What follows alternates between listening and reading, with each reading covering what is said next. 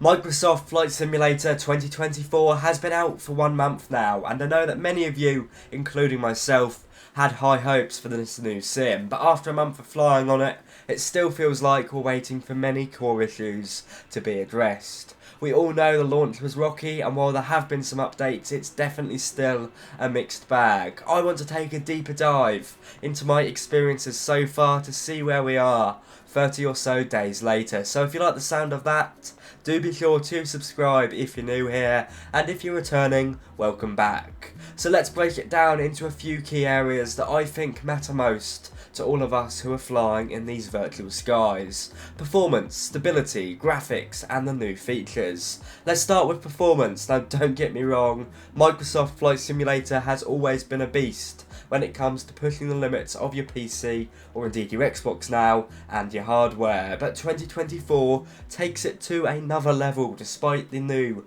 multi-threading support for your CPU and the supposed thinner client. Now I've noticed that frame rates can definitely still dip unexpectedly, while at other times it is smooth as butter. I loaded up the Phoenix A320 at the weekend and was getting FPS you could literally count within two hands. The following day it was excellent, providing an even smoother experience compared to the previous sim on high settings, providing even better graphics. At times on my system, the sim performs excellently, other times it is abhorrent. One thing I will say with the new sim is that when it cooperates, it seems to be smoother throughout the flight as opposed to stuttering on approach or final like we saw on the previous simulator, but that is when it decides to work. And on my system now, loading times can either be supersonic or they can be snail slow like the old sim. Of course, if you're running on lower end systems, I'm lucky enough to have a fairly decent PC, but on lower end systems it looks like the struggle can be even worse. I suspect the core issue here remains as the use of cloud streaming. Performance looks to remain incredibly dependent on server load, and this could explain the drastic day-by-day variation of performance on our simulators. Now the Microsoft and Asobo team are aware of this, as they've definitely discussed it in their recent development stream, and there will be the opportunity to download elements of the sim locally to your PC or Xbox. This is definitely needed, but it hasn't been implemented just yet. My internet speed is very quick, and I'm still getting bandwidth issues such as internet dropping out mid-flight, and this definitely reduces the stability of the simulator. Speaking of which, Microsoft Flight Simulator 2024, unfortunately a month later, remains very unstable. Crashes are still happening, sometimes in the middle of a flight, other times during the loading screen. My first port of call there would be, if it's crashing on the loading screen, to clear out your community folder if you've got anything in there to see if any add-ons are causing it. If you're like me and you've spent hours, up to hours I should say, setting up the perfect flight, only for the game to crash as you're about to take off, it is incredibly frustrating. Don't get me wrong, it happened on 2020, but at least the sim seems to load a lot quicker here on 2024, but it is certainly incredibly frustrating. Many bugs with stability also exist. I will say I get some very bizarre bugs that seem to only happen on my system at times, although I'm sure many of you have experienced them. Just yesterday I can recall my air traffic control going crazy. I don't ever really speak to the in-sim air traffic control, but they kept speaking to me about pushback, which was very bizarre. Microsoft has promised stability fixes, and they've rolled out quite a few patches in the last month. We've had around 3, but I think it's certainly safe to say we are not quite there yet where we need to be in terms of a reliable experience. I'm sure they'll keep improving it over the next few months, but it certainly needs to be a lot better, a lot more stable, before I can recommend it to all of you. Now on the bright side, the graphics in Microsoft Flight Simulator 2024 continue to impress me, especially when it comes to weather and lighting. I'm talking about the way the lighting bounces off the clouds, which again have seen great improvements but can look too pixelated at times, the reflections on the water and the incredible sunsets. When everything is working properly, this sim is breathtaking. Now as we know, as I've spoken about on the channel before, there are plenty of new additions to the the world's environment, like better night lighting, which it actually had to tone down slightly in the first mini update because it was slightly bright, new weather effects all the way from Aurora Borealis to better clouds and cirrus clouds, 3D trees and enhanced cities. All these graphics improvements are fantastic, but the sim has to be stable for us to enjoy them.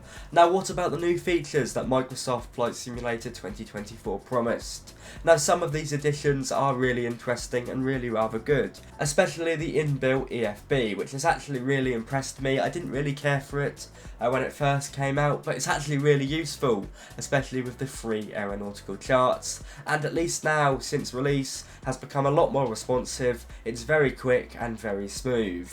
With the introduction of new aircraft, I think it's safe to say that indie builds have knocked it out of the park, with their Airbus lineup all the way from the military airlifter, the A400, up to the Airbus A320 and A321. Although some default aircraft still miss the mark, the standard has definitely been raised.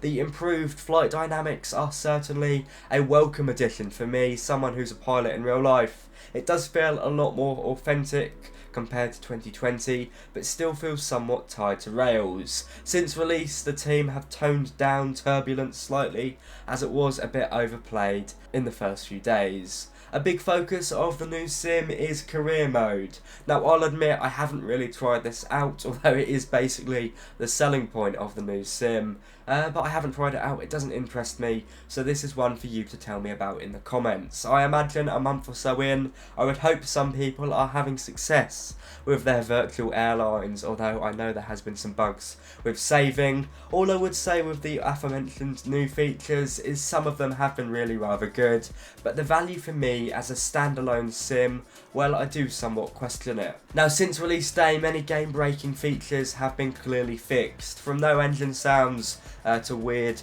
terrain flickers as soon as you load in. Over the last few days especially, I've had quite an enjoyable experience with the new sim. I recall my first video on MSFS 2024 where nothing would really work at all, but don't get me wrong, aside from some incredibly annoying bugs, at least over the last few days, the sim does seem to be usable. I haven't actually had to return to Microsoft Flight Simulator 2020 for quite a few flights now. At the end of the day, for a new paid simulator, this is not the discussion I should really be having, but here we are. You can definitely fly on 2024 right now, at least if it decides to work on your system. Now, an interesting perspective is to talk about the new add-ons released over the previous few weeks. Off the bat, many airports, freeware or payware, were instantly usable on the new sim, with the case of just dropping it into your new community folder. With add-on aircraft, it's been a slightly different story. Developers for payware aircraft have been releasing updates to ensure compatibility. Some of these updates have been free from developers, some have made you pay for either a new aircraft or for the update. Icons such as the Phoenix A320 and Just Fly Avro RJ are usable in the new sim, but we're still waiting for others such as PMDG with their Boeing lineup to bring their aircraft over. Now, I've been keeping an eye on the community feedback in my comment sections and across the internet, and I know that many of you are as frustrated as I am. It's clear there's a lot of work to do. The team are aware of these issues. I'm sure they're working as hard as they can, but one thing is clear: this sim should not have been released in the state it was, as you will have heard many people say across the internet, so I'm not really going to say it anymore. They're actively listening, at least I hope they are, and they seem to be releasing many patches. But the road to a fully stable and optimised simulator is still somewhat far away. Then again, it did take a while to get where we are with Microsoft Flight Simulator 2020, but I would definitely say it wasn't as negative of a launch as this one has been. Let me know in the comments, have you noticed any improvements with the new updates? I certainly have. To wrap it up, I still think Microsoft Flight Simulator 2024 has so much potential, and when it works with the recent updates, it is absolutely stunning. However, the instability and performance issues are certainly holding it back. I'm still hopeful that with a few more patches and a few more updates, this simulator will reach its full potential. If you're a fan of the franchise, a loyal flight simmer, I'd say it's worth sticking around to see how things evolve. But as for now, it remains a really turbulent ride.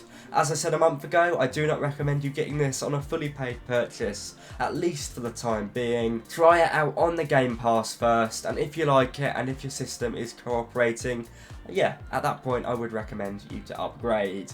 I'm going to continue flying in Microsoft Flight Simulator 2024 as the sim seems to be stable for me at the moment. I'm going to keep an eye on the changes coming over the next few months and of course update you all on it. But for now, all I need to say is thank you for watching. I hope you've enjoyed, I hope you've learned something. Don't forget to leave a comment with your thoughts on Microsoft Flight Simulator 2024 down below, and if you found this helpful, be sure to like and subscribe for all the flight sim content you'll ever need. Up until then, I'll see you all very soon. Happy flying and bye bye.